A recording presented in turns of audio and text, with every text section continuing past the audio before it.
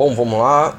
Esse aqui é um livro que um dos últimos que eu fiz leitura, né? Eu quero falar um pouco dele, um assunto bem pertinente agora com essa nova notícia aí da chacina em Campinas, né? Aí vem novamente o assunto sobre o desarmamento. Bom, esse livro aqui, Hitler e o Desarmamento, como o nazismo desarmou os judeus e os inimigos do Reich. Bom, esse livro, eu achei a leitura dele de suma importância, porque soa um pouco estranho para alguns, tá? Quando você olha e vê que uma personalidade como Hitler ter sido a favor do desarmamento, você fala assim, como assim? Né? É um pouco estranho.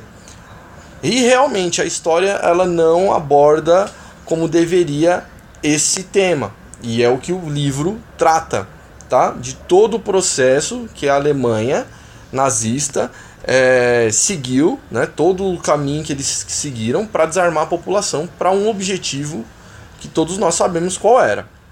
Bom,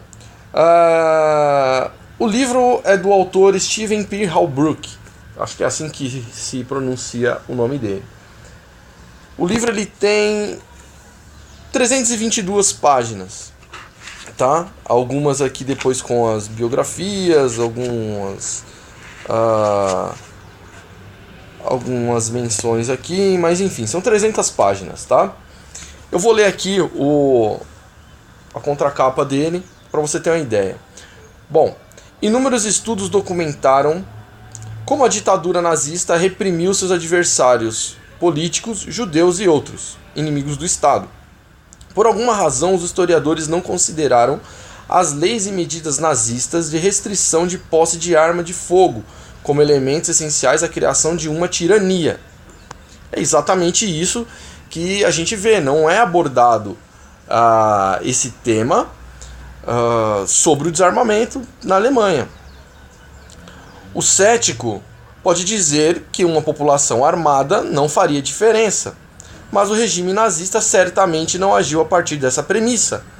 Obviamente, uma população desarmada não vai reagir da mesma forma, né, com uma população armada. Eles não vão reagir, né? Então, seria muito mais fácil você impor as suas leis de forma a estabelecer uma tirania.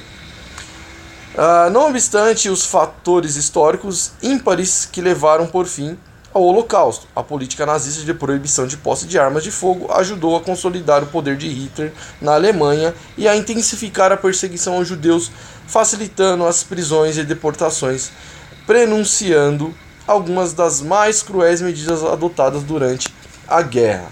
Bom, então é isso, tá? O livro ele é dividido aí em 4 partes, tá? E essas partes elas vão ter ali seus 12 subtítulos, tá?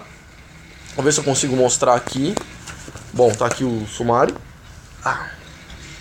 E aí você tem a divisão, tá? Dos capítulos, das partes, né? Primeira, segunda, terceira e quarta parte. E aí você tem os subtítulos. Acho que dá pra ver, né? Deixa eu ver se dá pra ver. Aí. E é isso aí. E aí é bom dizer, né, que para os mais desavisados aí, pensar no desarmamento a partir de um conceito equivocado que a gente tem ouvido aí é complicado. Quando você pega o caso, por exemplo, de Campinas, que aconteceu aí agora, né, um maluco entrou lá e cometeu os horrores com uma arma, você se pergunta, né, bom, olha aí, o que favoreceu o armamento a população pode causar. Bom, primeiramente, você tem que questionar o seguinte, a arma que aquele imbecil estava portando, ela era uma arma legal? Ela não era uma arma legal? Bom, você vai chegar à conclusão, se você pesquisar, que a arma dele não era uma arma legal, ou seja, ele conseguiu essa arma de uma forma ilícita. Se ele conseguiu de uma forma ilícita, é óbvio que hoje você consegue também a mesma arma de forma ilícita. Ou seja, o Estatuto do Desarmamento não tem funcionado. Então as pessoas perdem o senso, tá, de entender isso. e compram esse discurso que é equivocado, tá? Então, quando você pega um livro como esse, você começa a entender como que um ditador como Hitler, ele usou, né, dessa estratégia de desarmar a população, e o livro ele vai retratando isso desde antes, né, do nazismo estar em pleno poder, que eles foram seguindo um caminho para desarmar a população. Começando ali desde os registros das armas que cada cidadão tinha, e aqueles que eram considerados inimigos do Estado, aqueles que eram judeus, passaram futuramente a serem desarmados e com muita facilidade de serem identificados.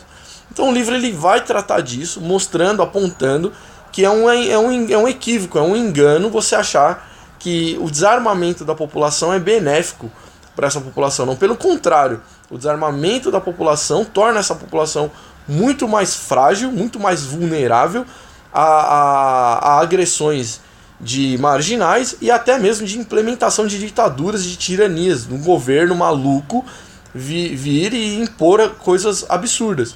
Então uma população desarmada dificilmente vai reagir contra isso. E aí a gente vê que continua, né, esse discurso equivocado, esse discurso bobo, né, de que o desarmamento da população é algo legal. Não, não é. Você está tirando o direito das pessoas de se defenderem, tá? O que eu diria que no nosso país, no Brasil, talvez tenha uma frouxidão nas leis que impediriam de pessoas com humores alterados aí cometessem equívocos, né? Por exemplo, numa briga de trânsito, uma fechada de um carro, alguém apontar uma arma por achar que tem o direito de fazer isso, né? Acho que é uma lei para restringir tais coisas. Mas uma pessoa mal intencionada não vai ligar para isso. Ela vai adquirir uma arma e ponto, acabou. Foi o que aconteceu com um cara em Campinas. Então você tem lá um estatuto em vigor que não funciona. Você tem um índice aí de 60 mil mortos no ano, ou até mais que isso daí. Tem uns que falam que chega a 80 mil. Então assim, é algo que não funciona. E aí você pega o caso isolado, você percebe que a arma do cara não é uma arma registrada, não é uma arma legal, ou seja, ele não passou por processo nenhum para conseguir aquele armamento, ele simplesmente conseguiu de forma ilícita. E é o que a maioria mal intencionada, bandida, pessoas de má índole, cruéis, que estão intencionadas a fazer o mal, conseguem adquirir suas armas. Então, cara, é muita ignorância.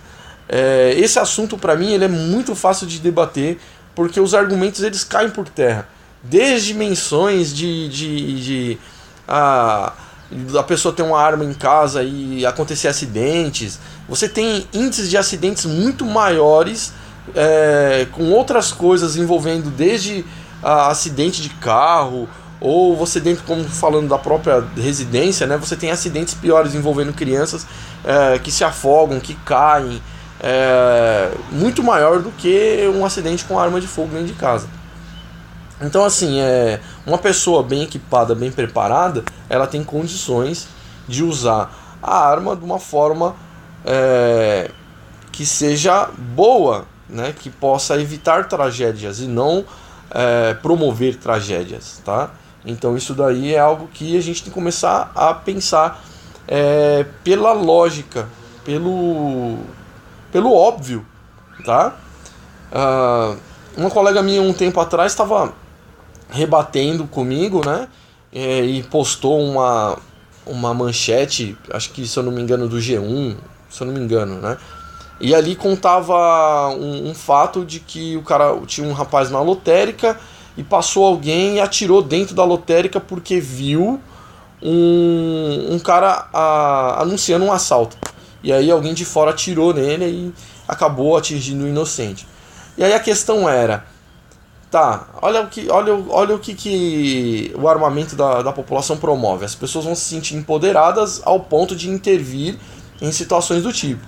Primeiro, o caso foi apresentado e estava sob investigação. Não se sabe se o cara que estava na rua era um rival do que estava cometendo o assalto. Isso não ficou claro.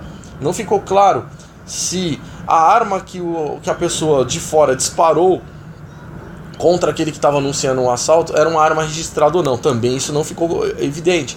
Ou seja, são casos que você não pode generalizar e demonizar o armamento da população por um caso isolado, né? Você não pega casos isolados e generaliza ele.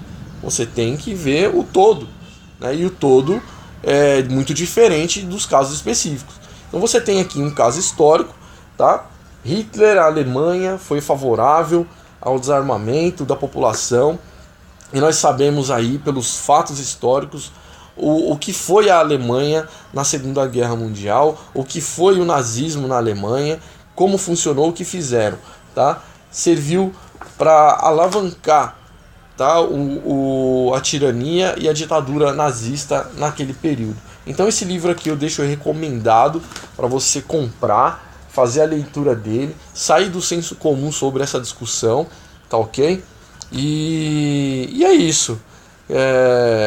Eu não vou fazer uma análise do livro aqui, porque não cabe, mas ele vai abordando aí todo o trajeto, né? Eu estou sendo repetitivo até falando isso daqui, mas ele vai focar bastante aí nas ações das polícias e da política na época, iniciando lá com os registros das armas, tá? E aí é onde eles definem quem é inimigo do Estado, quem não é, e vai na captura dos caras, né? E prende e manda para campo de concentração, e aí assim eles vão dominando a população ali, tá? Então fica aí fica aí como sugestão de leitura. Tem até um capítulo, eles falam da Gestapo, né? Como é que funcionava, como foi estabelecida a polícia, as ações de invasão das casas com pretexto de encontrarem armas ali, então invadiam as casas, levavam as pessoas e era assim que funcionava. Então não é bem uma ação benéfica, tá? Tem que se olhar com desconfiança todo esse movimento em torno do desarmamento da população, tá ok?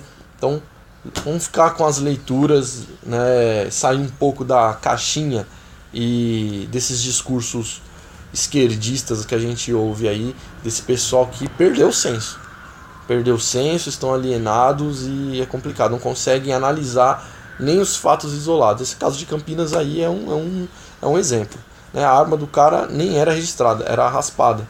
É só você pesquisar que você vai ver aí. Beleza? Então fica aí a próxima leitura que eu vou compartilhar com vocês. Abraço.